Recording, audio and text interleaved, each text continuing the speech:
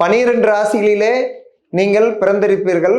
ஒவ்வொரு ராசியில் பிறந்தவர்களுக்கும் உங்களுடைய ராசியில் சந்திரன் இருப்பார். அவ்வாறு 12 ராசிகளில் பிறந்தவர்கள் எந்த தெய்வத்தை வணங்க வேண்டும் என்பதை இப்பொழுது பார்க்கலாம். மேசராசி, சென்னை அருகில் உள்ள மாங்காடு சென்று செவ்வாய்க்கிழமைகளில் தரிசிப்பது நல்லது. 4 செவ்வாய்க்கிழமை தரிசிப்பது உத்தமம். ரிஷபத்தில் சந்திரன், அதாவது ரிஷப ராசி, மதுரை சென்று ஒரு திங்கட்கிழமை அல்லது பௌர்ணமி நாட்களில் மதுரை மீனாட்சி அம்மனை வழிபடுவது நல்லது. மிதுன ராசிக்காரர்கள், தவசுமலை, புதுக்கோட்டை மாவட்டம், அங்கு சென்று சொர்ணபைரவரை புதன்கிழமை அன்று தரிசிப்பது நல்லது.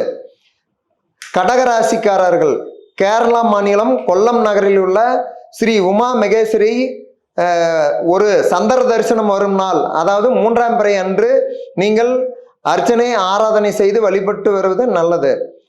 சிம்ம ராசிக்காரர்கள், காஞ்சி சென்று வளர்பிறை ஞாயிற்றுக்கிழமை அல்லது பௌர்ணமி இந்த தினத்தில் நீங்கள் தரிசனம் செய்வது நல்லது.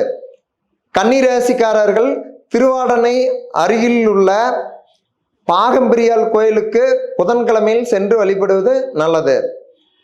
துலாம் ராசிக்காரர்கள், திருவேற்காடு சென்று கருமாரி அம்மனை வெள்ளிக்கிழமையில் பாலை அபிஷேகம் செய்து வழிபடுவது நல்லது.